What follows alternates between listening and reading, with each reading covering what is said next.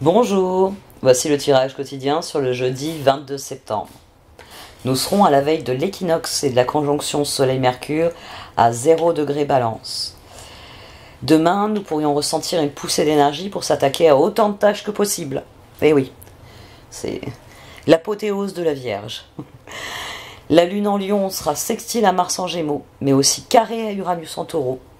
Nous pourrions donc nous tromper sur ce qui est vraiment prioritaire ou obtenir des résultats inattendus à nos actions.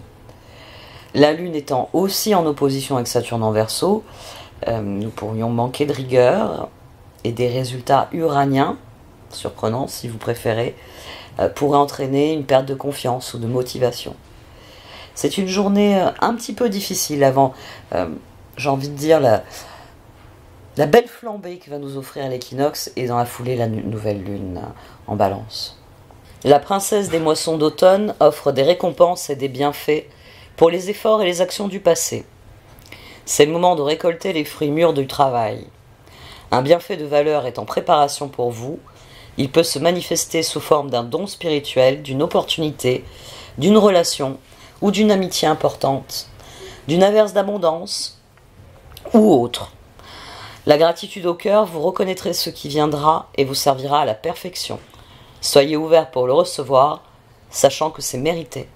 Je suis divinement béni, mon cœur est tellement plein de bénédictions qu'il déborde de mon être et de mon champ énergétique tout entier. Ma joie inspire les autres pour s'ouvrir eux aussi aux bienfaits divins. Kuan Yin, la princesse des moissons d'automne, connaît mon cœur valeureux et me dispense des cadeaux en abondance. Om Mani Padme Hum. Joie, Kuan Yin, amour et compassion, un temps de guérison. Vous êtes inondés d'amour et de lumière, acceptez ce cadeau, une nouvelle joie de vivre va remplacer la tristesse. Équilibre. Chacun est parfait comme il est. Intégrez et reconnaissez chaque partie de vous-même et vous trouverez l'équilibre que vous cherchez. Voici donc le tirage quotidien sur le jeudi 22 septembre. Alors, il y a deux cartes qui sont extrêmement intéressantes, même le pendu d'ailleurs participe de cela, surtout que la papesse est sortie aussi. Tempérance. Princesse des moissons d'automne et équilibre. Nous sommes dans le contexte de l'équinoxe. Nous sommes dans un moment assez particulier, enfin d'autant plus particulier qu'il y a cette conjonction Soleil-Mercure au 0 degré Balance. Je vous rappelle que les degrés ont un sens. Ouais, on va dire qu'ils ont un sens, on va le dire dans ce sens-là, c'est tout à fait ça. Et le degré 0, c'est un degré qui est dit anarétique. Ça peut être le meilleur comme le pire. Vraiment. Concrètement. Donc, princesse des moissons d'automne, équilibre, nous sommes dans une espèce de stase, ce que vient confirmer le pendu. Et il s'agit de cultiver la joie. La voie du plaisir, de la joie, est celle à suivre pour faire basculer la situation, j'ai envie de dire, du meilleur côté. C'est d'ailleurs ce qu'il y a dans la carte de l'équilibre. Chacun est parfait comme il est. Intégrez, reconnaissez chaque partie de vous-même et vous trouverez l'équilibre que vous cherchez. Et par là même, vous trouverez la joie. Par là même, vous aurez la première des moissons. Et c'est ce que dit le tirage d'emblée. On a tempérance, justice, le char. La justice est ressortie en dessous. Alors, comme toujours avec Dorine Vertu, chez Dorine Vertu, le 11, c'est la force. Parce qu'elle a gardé, c'est un Rider White, ce sont deux Rider White pour être exact. C'est-à-dire, c'est des descendants. Les Rider White sont des descendants du tarot de Marseille. Mais en développant le sien, Dorine Vertu a gardé la force en position 11 et la justice en position 8. Mais ici, du coup, je me retrouve avec un mélange d'énergie encore plus puissant. La force, le 9 de coupe et le chevalier de coupe. Je juge que tout est bien, et je m'en accommode. C'est-à-dire que l'équilibre, il viendra vraiment d'une vision optimiste, d'une vision joyeuse. Le monde, le 4 d'épée et la papesse. au fond de vous, vous savez que quelque chose est terminé. Mais c'est soit vous restez dans l'énergie d'échec qu'il peut y avoir, dans ce qui est terminé, dans cette fin, soit vous décidez que le moment est venu de progresser, de faire le grand pas significatif, de concentrer vos forces sur ce qui est réellement important à vos yeux. Et c'est de ça qu'il est question demain. 2 de Pentacles, Roi d'épée, la liberté, la transformation. Le constat, il est là. Il y a eu un avant. Maintenant, c'est maintenant. C'est plus l'avant. Le passé, il est derrière moi. Maintenant. Et maintenant, comme je suis en fin de cycle, si je décide d'admettre que les choses sont bien ainsi, si je m'accorde cet équilibre-là, si je relativise 2 de Pentacles, il y a vraiment un mouvement de balancier ici. C'est 2 de Pentacles.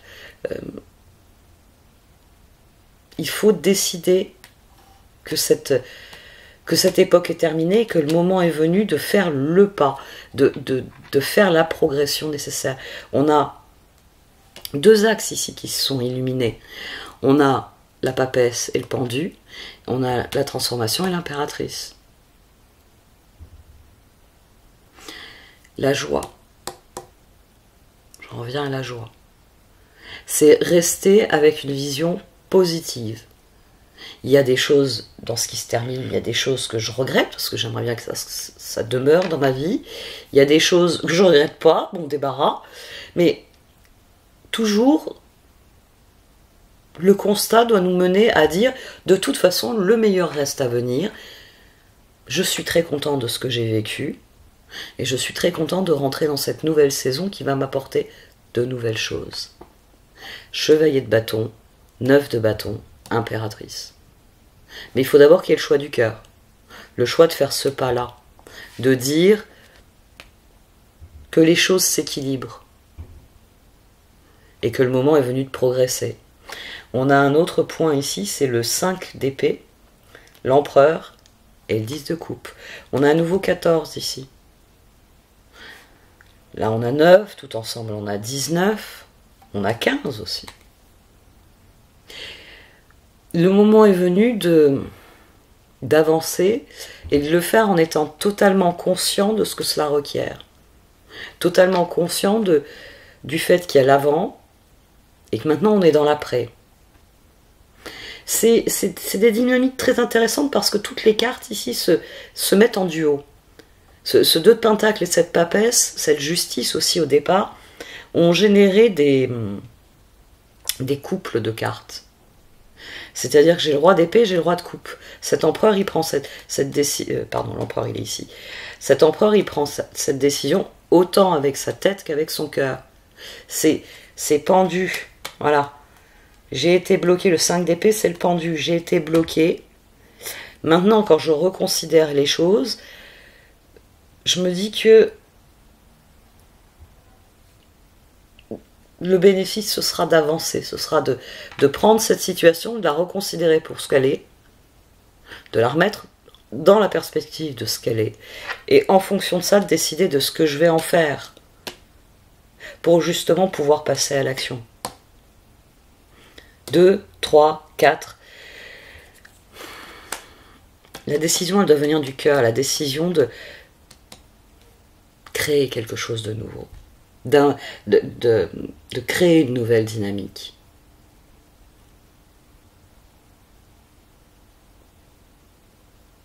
Il y a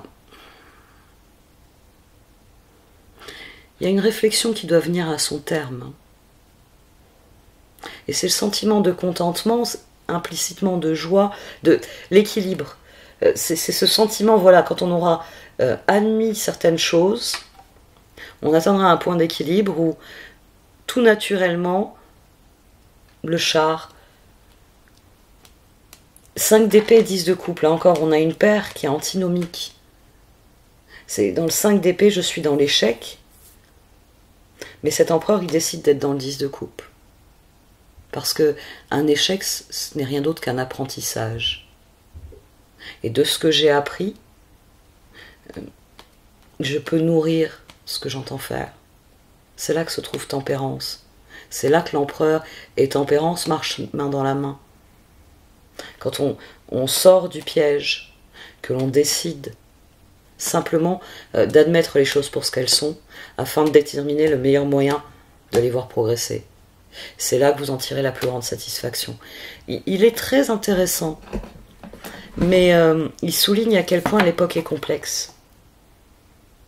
Parce que sans doute que certains de nos choix n'impactent pas que le domaine dans lequel ils sont pris. Et ça c'est quelque chose qui ressort pas mal en astrologie, et que là les cartes font ressortir beaucoup. Ouais. Saturne, Uranus, tout ça. Ouais. Il y a des forces qui poussent en avant, il y a des forces qui poussent en arrière, et il faut qu'on arrive à se frayer le chemin au milieu de ça. Pour ceux qui jouent aux jeux vidéo, je pense que vous avez déjà eu ces niveaux où, oui, il y a les difficultés, elles s'enchaînent, et vous êtes obligé de faire une chorégraphie avec votre personnage pour passer de l'autre côté. Parce que même si vous avez évité ce qui vient de ce côté-là, vous prenez ce qui vient de l'autre côté. Et comme en plus, il y en a des deux côtés, moi je me rappelle un niveau de Crash Bandicoot qui était comme ça, et il fallait vraiment sauter, prendre le rythme pour sauter, et à chaque fois éviter un coup ce qui venait de gauche, un coup ce qui venait de droite. Crash Bandicoot était vraiment un grand spécialiste de ce type de niveau. Voyons un petit peu ce qui sort.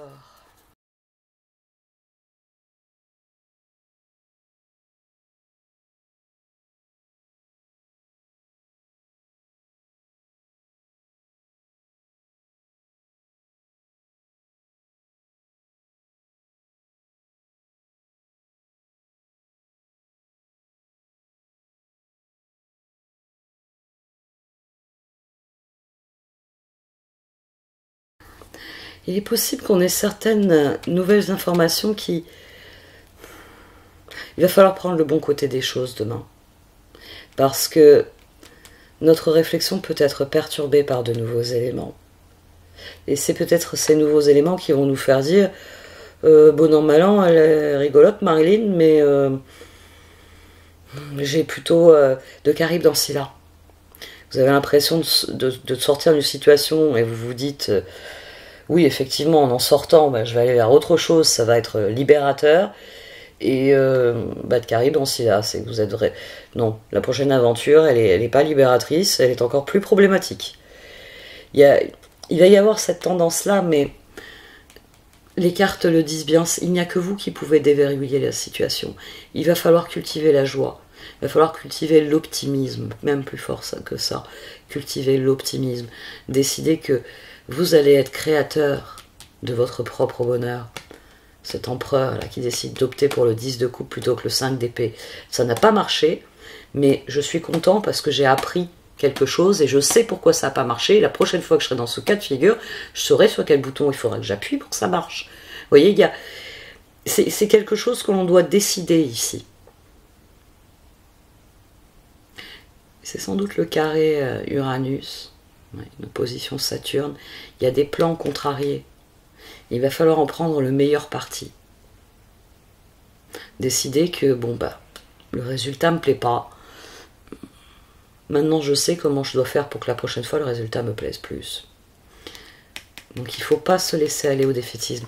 Je vais couvrir cette position.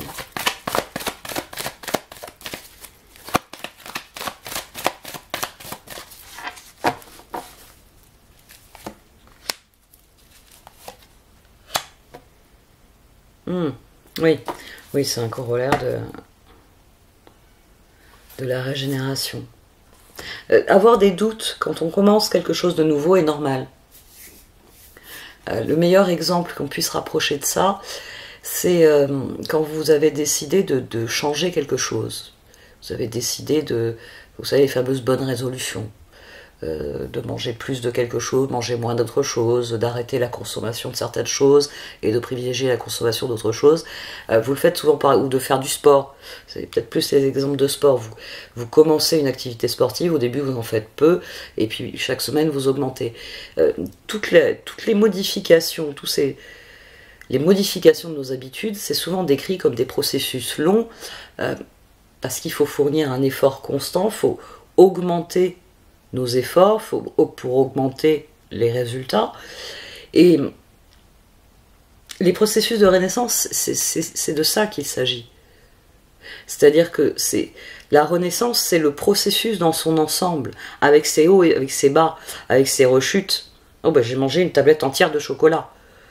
Ça, c'est une rechute, mais ça appartient au processus de renaissance. C'est les moments où, oui, vous avez eu une baisse de régime, j'y arriverai jamais, je suis complètement addict au chocolat, je ne m'en passerai jamais. Et puis vous vous reprenez. C'est le fait de se reprendre qui rend la renaissance plus pérenne et plus intéressante. C'est les moments où cet empereur, dans votre tête, il y a un petit bonhomme qui tape du poing et qui dit « ça suffit maintenant ». Oui, bon, bah aujourd'hui on avait envie de manger une tablette de chocolat, on a mangé une tablette de chocolat. Demain, on arrête le chocolat, ce sera 1 carré par jour. Et une petite voix qui dit « bon, vu que les 4 carrés, on n'arrivait pas à les tenir, il faudrait peut-être fixer des objectifs réalistes ». Et c'est de ça qu'il s'agit ici. C'est vraiment laisser parler cette petite voix qui dit « faut avoir des objectifs réalistes ». Il faut avoir des objectifs réalistes. Et les doutes, c'est pour vous permettre de rééchelonner, de réétalonner vos objectifs. C'est toutes les rétrogradations qu'il y a en ce moment. C'est, je cheminais, et avec la rétrogradation, je suis obligée de m'arrêter et de me demander, est-ce que j'ai fait un peu trop vite ce chemin? Et il va falloir, vous savez, hier par exemple, ma fille, elle travaillait son espagnol. Et à un moment, elle a demandé un truc à mon compagnon, et il lui a dit oui, mais tu te rappelles plus de ces mots, mais l'autre jour tu me les as récités. Il lui a dit, il ne faut pas que tu fasses travailler ta mémoire à court terme, il faut faire travailler ta mémoire à long terme. C'est pas la même démarche. Quand vous devez apprendre une leçon, comme c'est son cas, vous pouvez faire travailler votre mémoire à court terme. Tac, tac, tac, tac, tac, tac, récitation. Ping, ping, ping, ou vous faites travailler votre mémoire à long terme, c'est-à-dire que vous prenez les mots, vous les insérez dans des phrases. Vous donnez aux mots un sens. C'est plus... Bon, moi j'ai fait de l'italien, de l'allemand et de l'anglais. J'ai fait un peu d'espagnol, mais très peu. J'en ai fait que 6 mois en fait.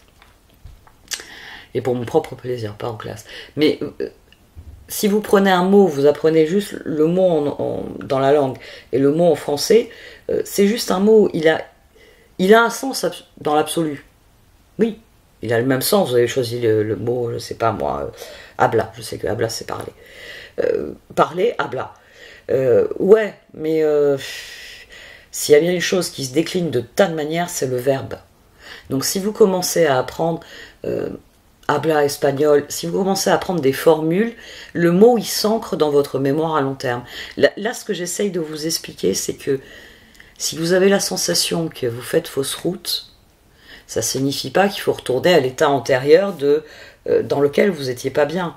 Ça signifie qu'il faut se demander à quel moment j'étais trop ambitieux dans mes attentes vis-à-vis de moi-même, à quel moment je me suis dit wow, moi en 3 jours c'est plié, alors qu'il en faut 5, pour tout le monde, y compris pour vous. Demain, cet équilibre que vous devez rechercher, c'est ce côté, ce que j'ai traduit par du bon an, mal an. C'est l'un dans l'autre, ça progresse. Alors oui, j'aurais voulu le faire en 3 jours, je le fais en 5. Mais tant que vous vous torturez avec l'idée j'aurais dû le faire en 3, vous vous torturez. Vous ne déverrouillez pas la suite. Ben, ça m'a pris 5 jours. J'admets ce fait. Mais je passe à autre chose. Ici, il y a vraiment un appel à cultiver l'équilibre et la sérénité. À admettre que les choses sont ce qu'elles sont. Et que quand vous cesserez de vous battre avec ce qu'elles sont, vous pourrez en faire ce que vous désirez qu'elles deviennent. Et là, ce sera les moissons d'automne. La carte en elle-même est très intéressante pour ça, le message de la carte. Donc vous pouvez retourner au début, hein, quand je vous l'ai mis en photo et en message. Il s'agit de voir les choses pour ce qu'elles sont, de les admettre pour ce qu'elles sont. Et là, tout de suite, ça devient évident. Ça devient tellement évident que votre esprit, ça fait un moment que j'ai pas développé ça. On va dire la rééducation cognitive. le fait d'obliger son cerveau à penser de manière optimiste, de manière positive et de manière créative. C'est pas se lamenter, quelle catastrophe, je m'en sortirai jamais. Non, c'est déverrouiller la porte en disant, très bien, il y a des choses qui ne me plaisent pas, je veux qu'elles disparaissent. Comment je procède? Sac poubelle, oui, sac poubelle, c'est bien. La solution est simple. Mais il faut habituer votre cerveau à être proactif. Parce que sinon, votre cerveau, il va regarder les détritus, puis il va pleurer sur le fait qu'il y a des détritus au milieu de la pièce. Et il faut l'entraîner à se dire, bon, ben, il y a des détritus, pelle, balayette, poubelle, c'est réglé. Il faut vraiment nourrir son cerveau, eh bien oui, de sérénité, d'acceptation. L'acceptation. L'acceptation, c'est pas de la résignation. Hein. Des fois, s'il y a des mots que j'emploie, comme par exemple acceptation, vous vous dites, oh là là, ouais, mais j'ai pas envie de me résigner, gna gna. Ayez le réflexe d'aller chercher le sens des mots que j'emploie dans le dictionnaire. Acceptation, c'est pas de la résignation. Accepter un état de fait, c'est au contraire la première marche pour changer ce qu'il est important que vous changez, ce que vous pouvez changer. Se résigner, c'est croiser les bras et ignorer la situation.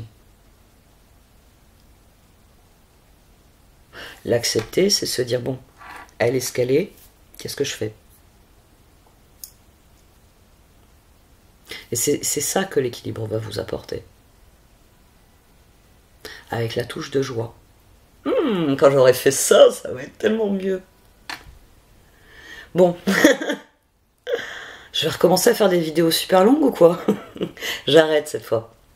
Merci d'avoir écouté. Vous pouvez liker, commenter ou partager cette vidéo. Au revoir.